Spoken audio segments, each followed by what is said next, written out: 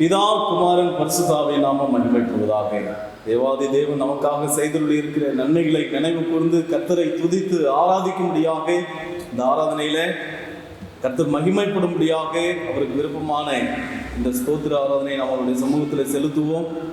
இந்த ஆராதனைக்கு ஆரம்பமாக நாம் தலைகளை தாழ்த்தி இந்த இருதயங்களை ஆழமாய் ஆராய்ந்து நமக்கு தேவையான நன்மைகளை நாம் நினைப்பதற்கும் வேண்டுவதற்கும் மேலாய் நமக்காய் செய்துள்ளி இருக்கிற நம்முடைய தேவாதி தேவனை மகிமைப்படுத்தி ஸ்தோத்திரித்து அவரை நாம் துதித்து மகிமைப்படுத்தி வாழ்த்தி இந்த நல்ல வேலையில நாம் வேண்டுதல் செய்வோம். வானாதி வானங்களையும் பூமியையும் படைத்ததான எங்கள் சர்வ வல்லமையுள்ள நல்ல கடவுளே, இதோ இந்த ஆசீர்வாதமும் மனமகிழ்ச்சியும் நிறைந்ததான இந்த நல்ல ஆராதனை வேலைக்காக நமக்கு நன்றி செலுத்துகிறோம். அப்பா, நீர் கிருபையாய் எங்களுடைய வாழ்க்கையில நன்மை செய்து தந்துள்ளி இருக்கிற இந்த மேன்மையான நல்ல நாளுக்காக நமக்கு நன்றி செலுத்துகிறோம். அப்பா, நீர் தருகிற அந்த காரியமே எங்களுடைய வாழ்வினுடைய நன்மையும் பலனும் ஆசீர்வாதமும் அப்பா எங்களுக்கு போதுமான நன்மையுமாய் இருக்கிறதற்காக நன்றி செலுத்துகிறோம் சுவாமி. எங்களுடைய தேவைகளை அறிந்து நாங்கள் இருக்கிறதான நிலையை கண்ணோக்கி பார்த்து நீர் எங்களுக்காக செய்திருக்கிற இந்த மேன்மையான காரியங்கள் எல்லாவற்றையும் நினைவு கூறுகிறோம் சுவாமி. நாங்கள் நிற்பதும் நிர்மூலமாகாதிருப்பதும் அப்பா உங்க கிருபை ஆண்டவரே, தொடர்ந்து எங்கள் மேல் பிரியமா இருக்கும்படியாக கர்த்தருடைய நாமத்தை அப்பா அழைக்கப்பட்ட அழைப்பை உணர்ந்து எப்பொழுதுமே நாங்கள் மகிமைப்படுத்தத்தக்கதாக அப்பா உம்மை ஆராதிக்கவும் உம்மை ஸ்தோத்திரிக்கவும் உம்மை துதிக்கவும் எங்களுக்கு பலனை தாரும். இந்த ஆராதனையில தொடக்கம் முதற்கொண்டு முடிவு பரியந்தம் என் தேவனாகிய கர்த்தர் நீர் பிரியப்படும்படியாக நீர் அப்பா மகிழும்படியாக எங்களை ஆளுகை செய்து நடத்தி உங்க நாமத்தை மகிமைப்படுத்த வேண்டுமாக ஒப்பு கொடுக்கிறேன். இந்த ஆராதனுடைய தொடக்கம் முதற்கொண்டு முடிவு பரியந்தம் உங்க நாமம் மாத்திரம் மகிமைப்படும் இந்த பிரசன்னத்தினால் நிறைத்து நடத்துங்க சுவாமி. இந்த ஆராதனையிலும் கலந்து கொள்ள வேண்டும் என்கிற இந்த நல்ல வாஞ்சையோடு கூட கர்த்தருக்குரிய இந்த துதியை ஸ்தோத்திரத்தை மகிமையை செலுத்த வேண்டும் சொல்லி அப்பா என்னோடு கூட இணைகிற உடைய பிள்ளைகள் ஒவ்வொருவரையும் அவருடைய எதிர்பார்ப்பை நீங்கள் அறிந்து அப்பா அவர்களை நீர் ஆசீர்வதித்து சந்தோஷப்படுத்தும் சுவாமி. இது வீணான பிரயாசமா இராதபடிக்கு என் கர்த்தருடைய நாமத்தை மாத்திரம் மகிமைப்படுத்துவதற்கு ஏதுவாய் எல்லா காரியங்களையும் நீரை பொறுப்பெடுத்துக் கொள்ளுங்க. உமக்கு துதியையும் கனத்தையும் ஸ்தோத்திரத்தையும் நாங்கள் செலுத்துகிறோம் சுவாமி. எங்களை அங்கீகரித்து ஆசீர்வதிப்பீராக. உங்க நாம எங்கள் நிமித்தமாய் மகிமைப்படுவதாக மீட்பரின் மூலமாய் ஜெபிக்கிறோம் ஜெபங்கள் நல்ல பிதாவே. ஆமென், ஆமென், ஆமென். ஆராதனைக்கு ஆரம்பமாக நம்முடைய இந்திய சுவிசேஷ திருச்சபையின் பாடல் புத்தகத்தில் இருக்கிறதான 116வது பாடல் இயேசுவையே துதிசை நீ மனமே இயேசுவையே துதிசைங்கிறதான பாடலை நாம் சந்தோஷத்தோடு கூட கர்த்தருடைய நாமத்தை மகிமைப்படுத்தி பாடுவோம்.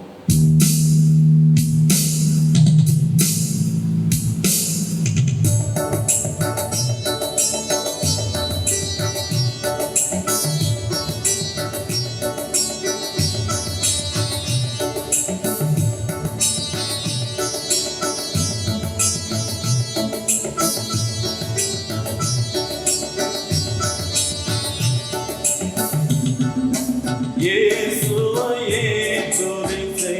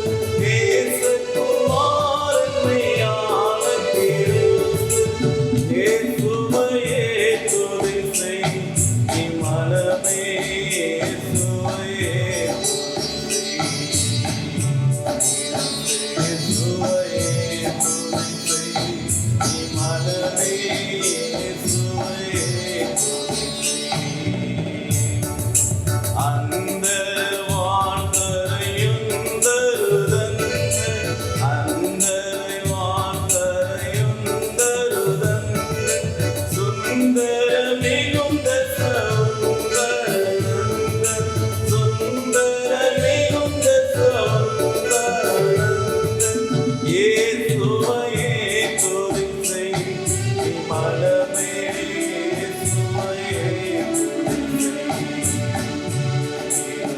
இயேசுவையே துதி செய். நீ மனமே இயேசுவையே துதி செய்.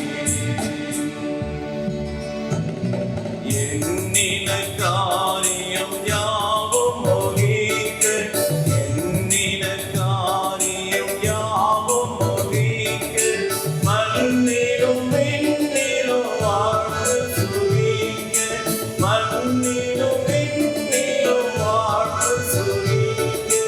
இயேசுவையே துதி செய். நீ மனமே இயேசுவையே துதி செய். இயேசுவையே துதி செய். நீ மனமே இயேசுவையே துதி செய்.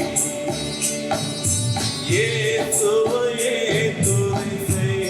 நீ மனமே இயேசுவையே துதி செய். இயேசுவையே துதி செய். நீ மனமே இயேசுவையே துதி செய்.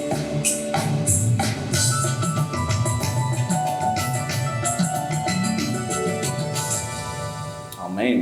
கர்த்தருடைய பரிசுத்த நாமத்திற்கு மகிமை உண்டாவதாக. ஆண்டவராகிய இயேசு கிறிஸ்துவின் இனிய நாமத்திலே உங்கள் யாவரையும் நான் கூட வாழ்த்துகிறேன். நாம் ஒன்றிணைந்து நாம் ஆண்டவரை ஆராதிப்போம்.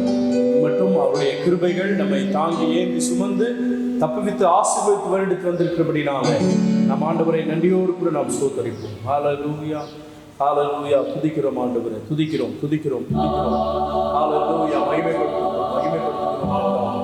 ஹல்லேலூயா, ஹல்லேலூயா. ஸ்தோத்திரம் அப்பா, ஸ்தோத்திரிக்கிறோம் என்றால் ஹல்லேலூயா. துதிக்கிறோம் ஆண்டவரை, மகிமைப்படுத்துகிறோம் ஆண்டவரை. சர்வ வல்லமையுள்ள தேவனே, நித்திய பிதாவே, சமாதான பிரபுவே, ஹல்லேலூயா. உங்கள் கிருபைதான் என்னை தாங்குகின்றது ஆண்டவரே. உங்கள் கிருபைதான் ஆண்டவரே எங்களை நடத்துகிறது கர்த்தாவே. ஸ்தோத்திரம் ஸ்தோத்திரம். ஆமென். ஹல்லேலூயா. Praise the Lord. Thank you God. Thank you Jesus. நன்றி தகப்பனே. உங்க கிருபைதான் என்னை தாங்குகின்றது. உங்க கிருபைதான் என்னை நடத்துகின்றது. உங்க கிருபைதான் என்னை தாங்குகின்றது. என்னை நடத்துகின்றது. கிருபையே கிருபையே மாறாத தேவ கிருபையே. கிருபையே கிருபையே மாறாத தேவ கிருபையே. கிருபைதான் என்னை தாங்குகின்றது. கிருபைதான் என்னை நடத்துகின்றது. சோர்ந்து போன நேரத்தில் எல்லாம் என்னை சூழ்ந்து கொண்ட கிருபை இது. சோர்ந்து போன நேரத்தில் எல்லாம் என்னை சூழ்ந்து கொண்ட கிருபை இது. கிருபையே கிருபையே மாறாத தேவ கிருபையே. ஆமென். ஹல்லேலூயா. கிருபையே கிருபையே மாறாத தேவ கிருபையே. ஆண்டவருடைய கிருபை நம்மை ஒவ்வொரு நாளும் தாங்கி வருகிறது. அவருடைய கிருபை இல்லை என்றால் நாம் ஒருபோதும் நிலைத்து நிற்க முடியாது. நாளைதோறும் நம்முடைய கிருபைகள் புதியவைகளாக, ஆசீர்வாதங்களையும் நன்மைகளையும் கொண்டு வரக்கூடியவைகளாக இருக்கிறது. ஒன்றுமில்லாத நேரங்கள், கைவிடப்பட்ட சூழ்நிலைகள், தள்ளப்பட்ட சூழ்நிலைகள், எல்லா சூழ்நிலைகளிலும் ஆண்டவருடைய கிருபை நம்மை வழிநடத்தி வந்திருக்கிறது. ஆண்டவருடைய கிருபை நம்மை பலப்படுத்தி வந்திருக்கிறது. நன்றியோடு கூட நாம் ஆண்டவரை ஸ்தோத்திரிப்போமா? ஹல்லேலூயா. ஆமென். ஒன்றுமில்லாத இல்லா நேரத்தில் எல்லாம் எனக்கு உதவி செய்த கிருபை இது. ஒன்றுமில்லா நேரத்தில் எல்லாம் எனக்கு உதவி செய்த கிருபை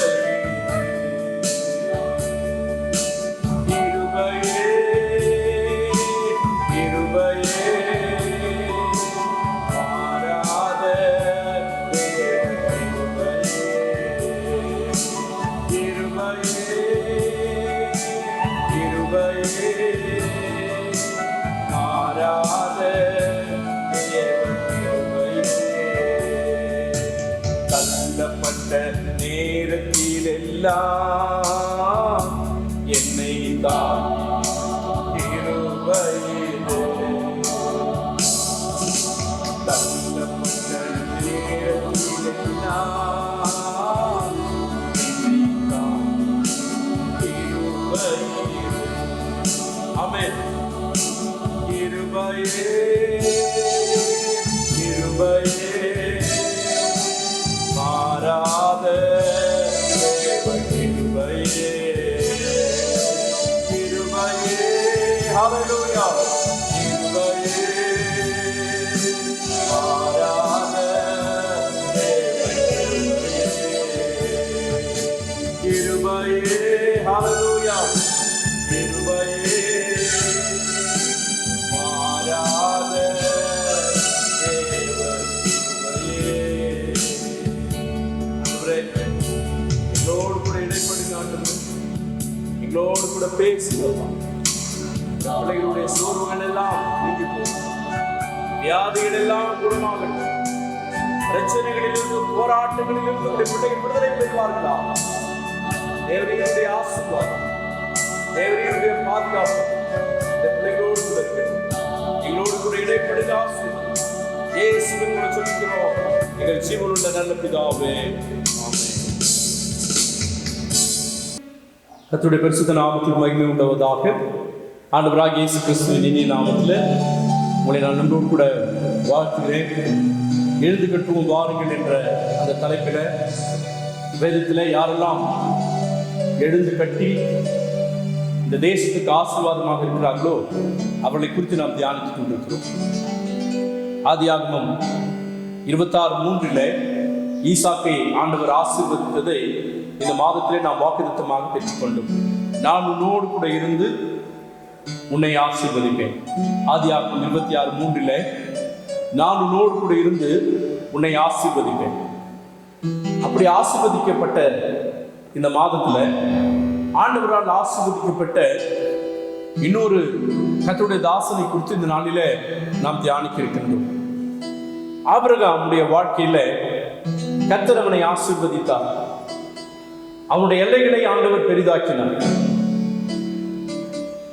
அப்படி ஆசீர்வதிக்கப்பட்ட ஆபிரகாமுடைய எல்லா ஆசீர்வாதங்களுக்கும் தளபதியாக, சொந்தக்காரராக, அதிகாரியாக வைக்கப்பட்டவர் தான் எலியேசர். இந்த நாளில நாம் எலியேசரை குறித்து ஆண்டவர் நம்மோடு கூட பேச விரும்புகின்றார். எலியேசருக்கு இவ்வளவு பெரிய பொறுப்பை ஆபிரகாம் கொடுத்திருக்கின்றார். ஒரு விசை ஆண்டவருடைய சமூகத்தில் போய் நின்று அவர், ஆண்டவரே நீர் எனக்கு என்ன தருவீர் என்று சொல்லி கேட்கிற போது அவர் சொல்லுகிறார், தமஸ்கு ஊரானாகிய இந்த எலியேசர் என் வீட்டு விசாரணை கர்த்தனாய் இருக்கிறான் என்றார். ஆதியாகமம் 15:2 இதை நாம் வாசிக்கிறோம். அப்பொழுது ஆபிரகாம் ஆண்டவரிடத்துல சொல்றாரு, என்னுடைய வீட்டிலே இருக்கிற வளர்ந்த இவன் தான் சுதந்திரவாளியாக இருக்கிறான். அப்ப எலியேசரை தன்னுடைய வாரிசாக, எலியேசரை தன்னுடைய குடும்பத்தின் பிள்ளையாக அவர் வெளிப்படுத்தி காட்டுகிறதை நாம் பார்க்கிறோம். அப்ப எவ்வளவு ஒரு அந்தஸ்து எலியேசருக்கு அங்கே கொடுக்கப்பட்டிருக்கிறதை நாம் பார்க்கிறோம்.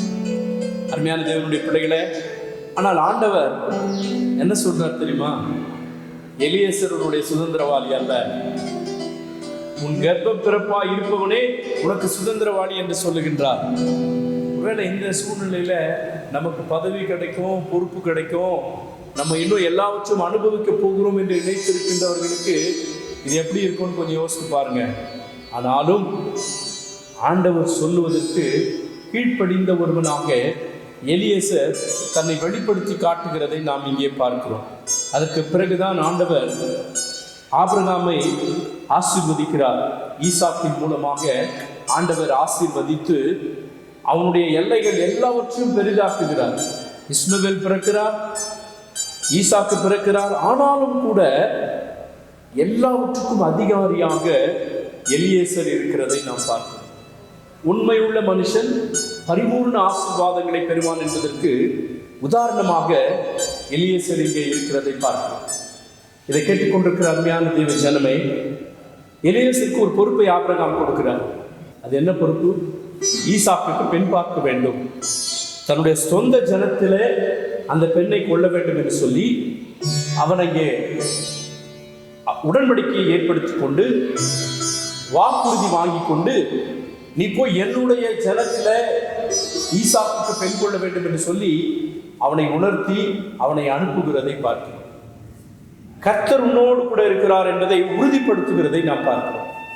ஆனால் இங்க எலியேசருடைய வாழ்க்கையில இப்படிப்பட்ட இந்த பொறுப்பு கொடுக்கப்பட்ட போது அவன் முதல்ல என்ன செய்யறான் பாருங்க, ஆண்டவரை நோக்கி பார்க்கிறான்.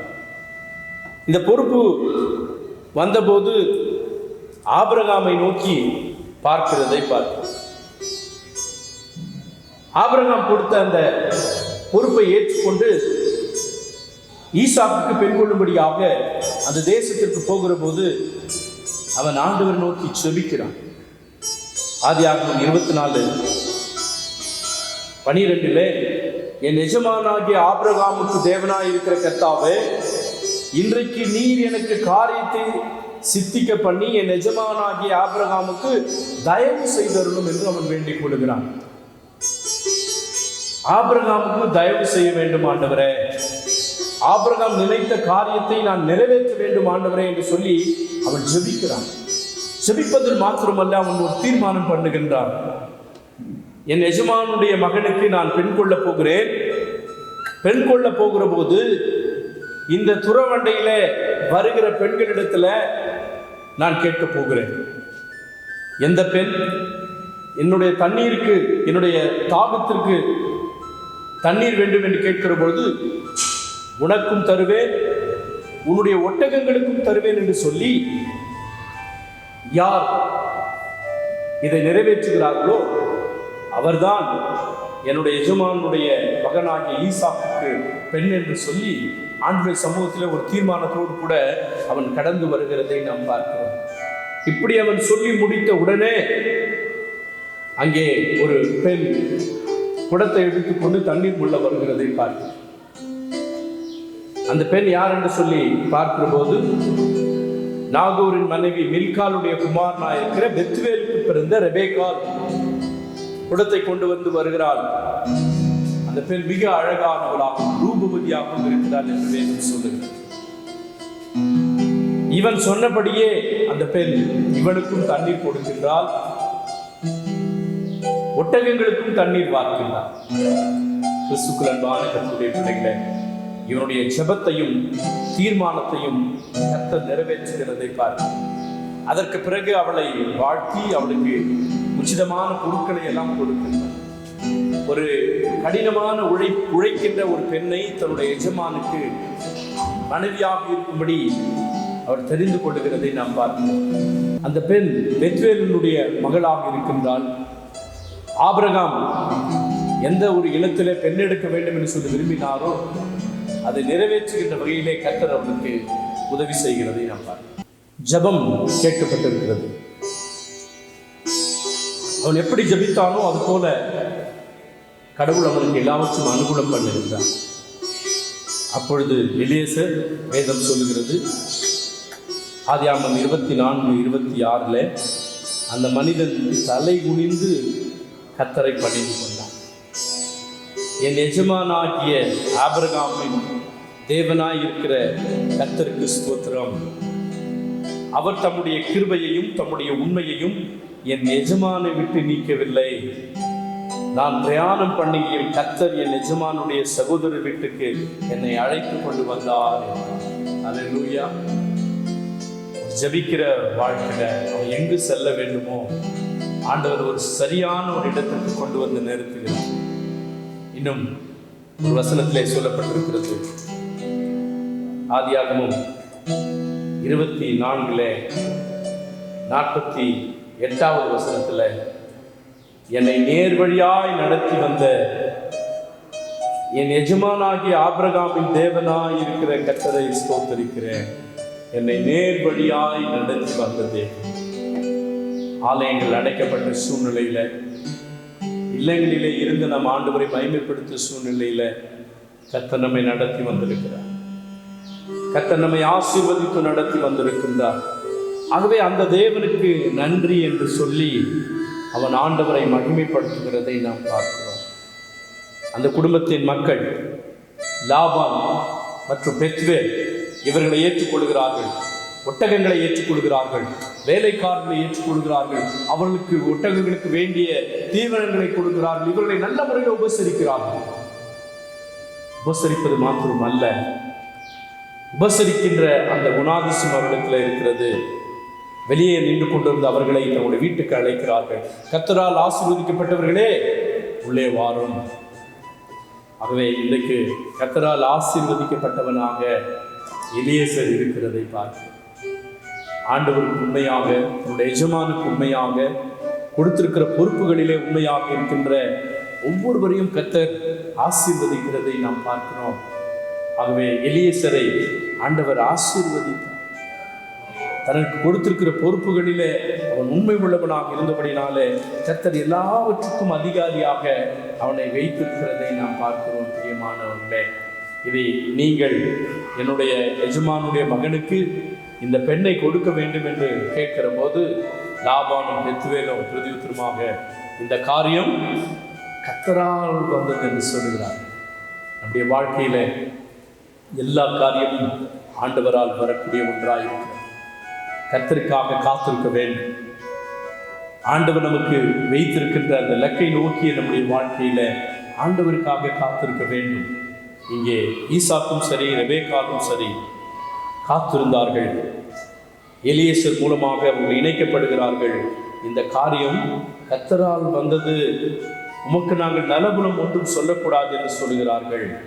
அப்பொழுது ஆபிரகாமின் ஊழியக்காரன் இந்த வார்த்தைகளை கேட்டபோது அவன் தரை மட்டும் குனிந்து ஆண்டவரை மகிமைப்படுத்தினார். ஒவ்வொரு காரியத்திலேயும் ஆண்டவரை மகிமைப்படுத்துகின்ற ஒரு அனுபவத்தை எலியேசர் பெற்றிருக்கிறதை நாம் பார்க்கிறோம். இதை கேட்டுக்கொண்டிருக்கிற அருமையான தேவச்சனமே, ஆண்டோடைய சமூகத்திலே காத்திருக்கிற ஒவ்வொரு பிள்ளைகளுடைய வாழ்க்கையில அற்புதங்கள் நடக்கிறது.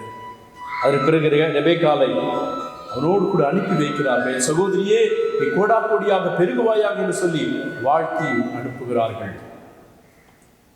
குடும்பத்தாரால், உற்றார் உறவினரால் வாழ்த்தி அனுப்பப்படுகிற ஒரு நிகழ்வை பார்க்கிறோம். அவர்கள் வந்து கொண்டே இருக்கிறார்கள். ஈசாக்கு சாயங்கால வேலையில தியானம் பண்ண வெளியிலே போகிறார். ஒவ்வொரு நாளும் ஆண்டவரை நோக்கி கூப்பிடுகிற ஒரு அனுபவம் ஈசாக்குடைய வாழ்க்கையில இருந்தது. அப்பொழுது ரெபேக்காள் வந்து கொண்டே இருக்கிற போது இவர் யார் என்று கேட்கிற பொழுது இவர்தான் என் எஜமான் என்று சொல்லுகிற பொழுது அவர் முக்காடிட்டு கொண்டு ஈசாக்கை குறித்து விசாரிக்கிறதை நாம் பார்க்கிறோம்.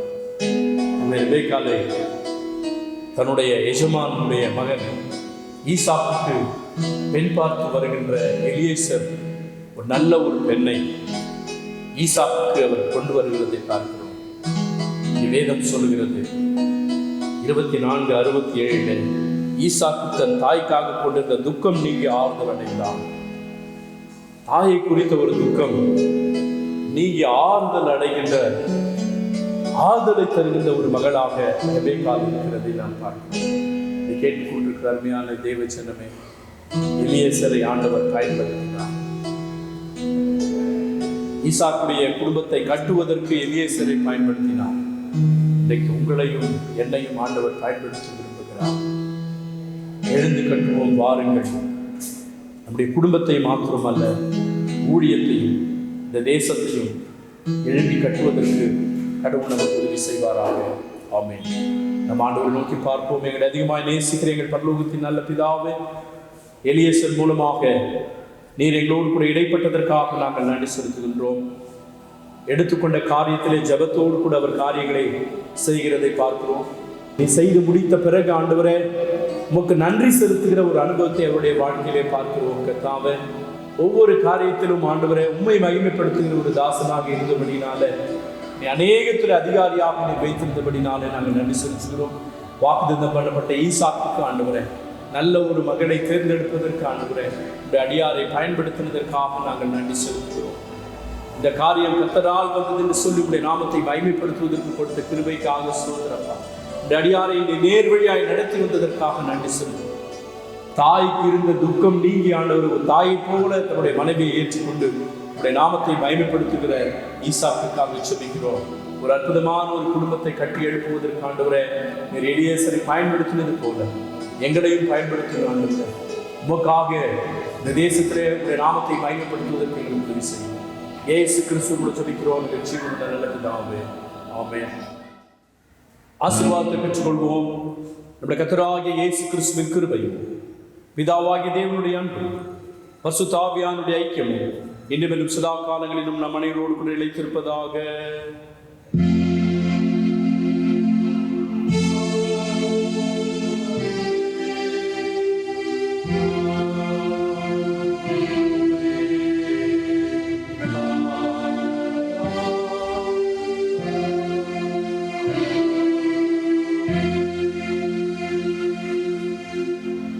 என் ஆத்துமாவே கர்த்தரை ஸ்தோத்திரி, என் முழு உள்ளமையுடைய பரிசுத்த நாமத்தை ஸ்தோத்திரி. என் ஆத்துமாவே கர்த்தரை ஸ்தோத்திரி, அவர் செய்த சகல உபகாரங்களை மறவாதே. ஆமென். கர்த்தர் உங்களை ஆசீர்வதிப்பாராக. ஆண்டவருடைய ஆசீர்வாதம் உங்களுக்கு நிறைவாக இருப்பதாக.